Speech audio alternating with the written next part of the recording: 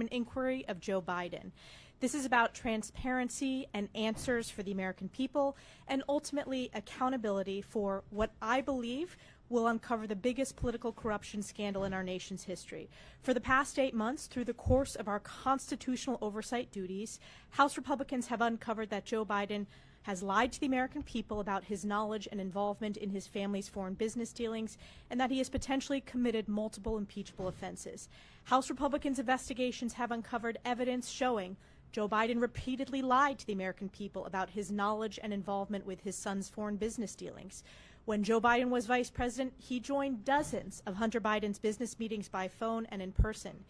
Detailed banking records show that the Biden family and their business associates received $20 million in payments from foreign actors in places like Russia, China, Ukraine, and Romania, including payments during Joe Biden's time as vice president.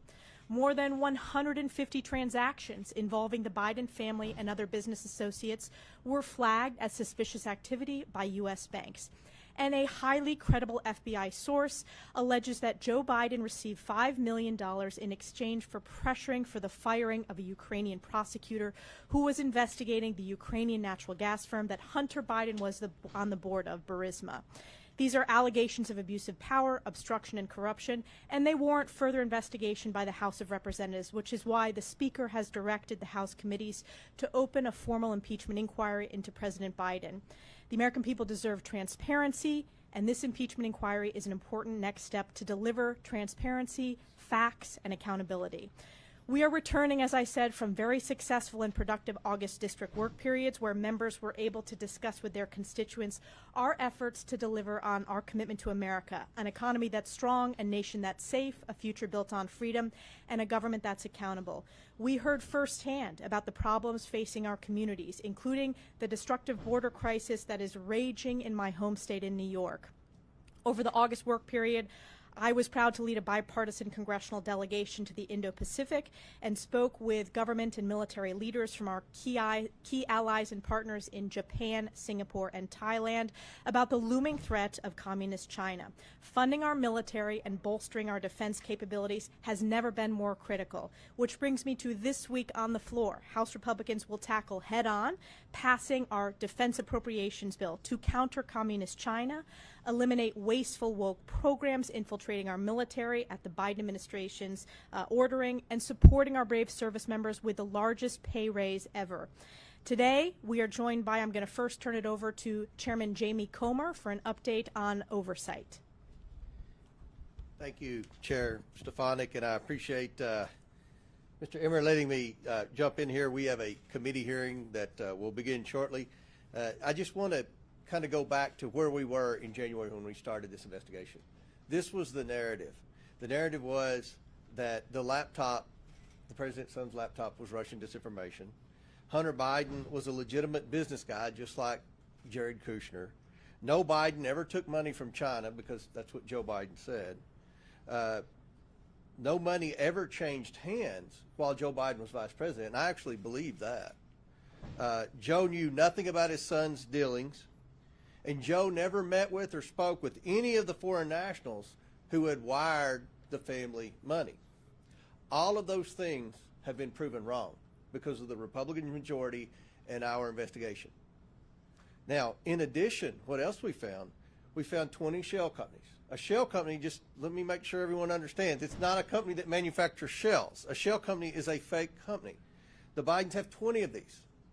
20 of these. And when you talk to the president, you could ask, what exactly do these companies do? What good or service do these companies provide? And the answer is nothing. They are not legitimate companies. We found, as Chair Stefanik said, 170 major bank violations. These were from 6 major banks.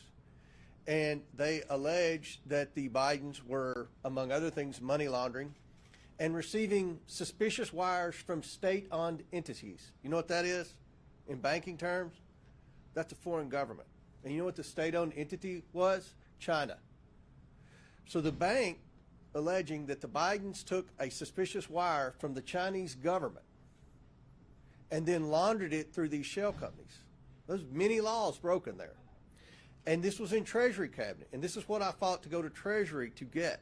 These are very serious allegations. Associated Press just wrote a story that said there's no evidence of wrongdoing. What a disgrace to journalism. And I don't complain much. I take it.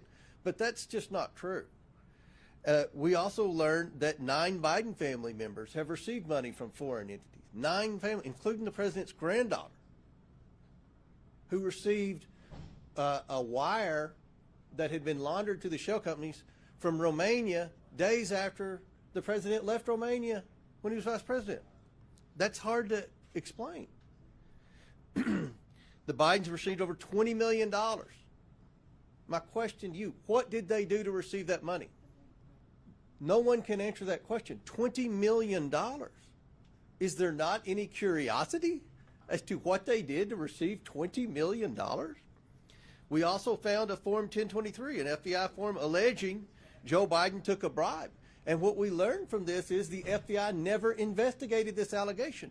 And in the FD 1023, it said that investigators would take 10 years to figure out where these bribes went because of the various bank accounts that they wired the money through. That was written years before anyone knew the Bidens had shell companies and the Bidens were laundering money. And what we see in the FBI form that no one ever investigated is a consistent pattern with what we found in Romania and China and other places. We also discovered that Joe Biden's used at least 3 pseudonyms on over 5,000 emails. We know one of these, his son was copied in a pseudonym that pertained to Ukraine. We've also just recently discovered an email from the State Department, from the Obama State Department, to Viktor Shokin, the prosecutor who Joe Biden fired in Ukraine in exchange for the $1 billion, praising him for the great work that he did. But there was this narrative that Joe Biden created that said Shokin was corrupt and he needed to go over there and be fired. But we have an email weeks before Joe Biden went over there praising Shokin for the good work he had done in reforming corruption from the John Kerry State Department. So we also have testimony from Devin Archer saying that at that same time period Joe Biden went to Ukraine to fire the prosecutor, that Hunter was being squeezed by the owners of Burisma to call D.C. for help. This is all in a timeline here. This is why Speaker McCarthy launched the impeachment inquiry. And I think the CNN poll 2 weeks ago that showed 63% of Americans believe Joe Biden was involved in his family's business schemes is reason why we should be investigating this. Moving forward, we have requested unredacted pseudonym emails from the National Archives. There are over 5,000 of those that we want to review. We have to get President Obama has to sign off on those, so he's supposedly reviewing them as we speak. We hope to get those. We hope to get the president's son and brother's personal bank accounts.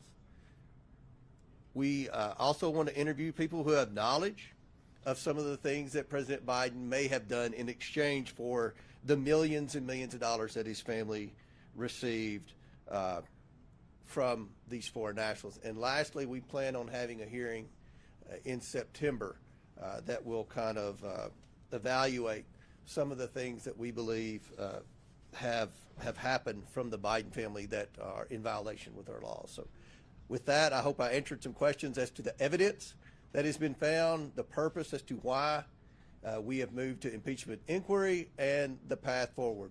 What I said in January holds true to today. We are following the money, and we will see where that leads us. Thank you, and I yield back.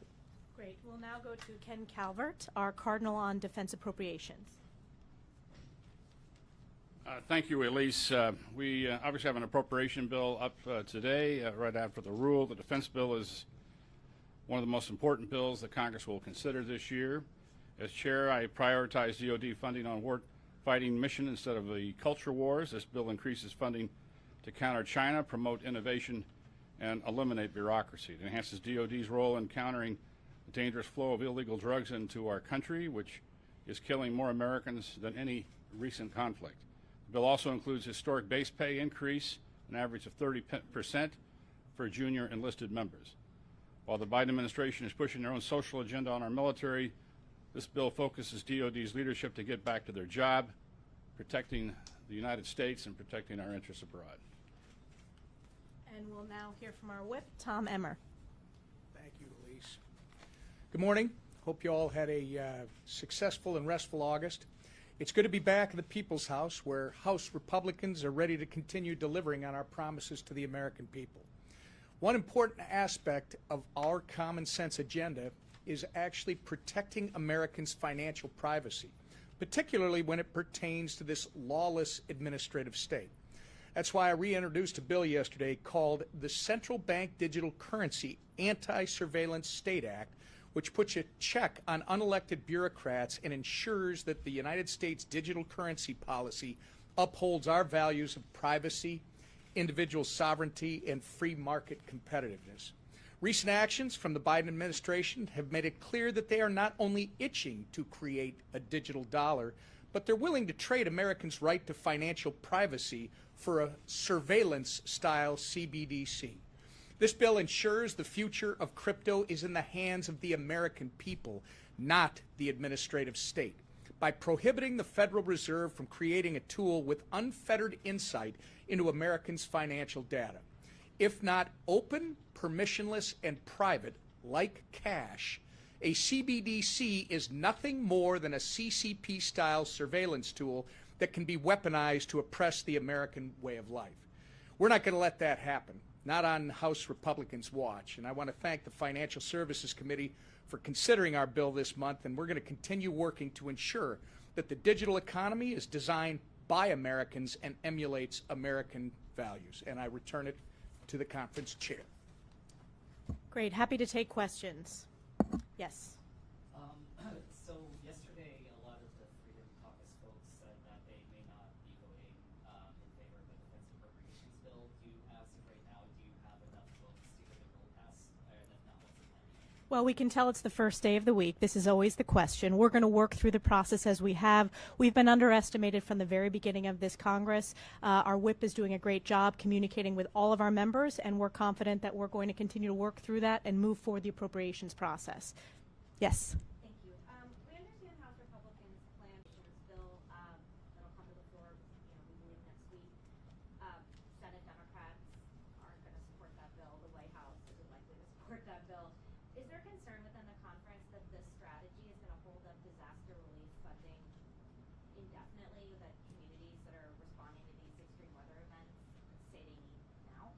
We are working through regular order, and I want to point out the Speaker traveled to Maui over the August recess. I also received a briefing when we were in Hawaii on the way to our Indo-Pacific delegation, and those conversations are ongoing with members to work through the appropriations process, but we're fully committed to making sure that we're working through that in regular order and getting all members' feedback. Let's take a step back here.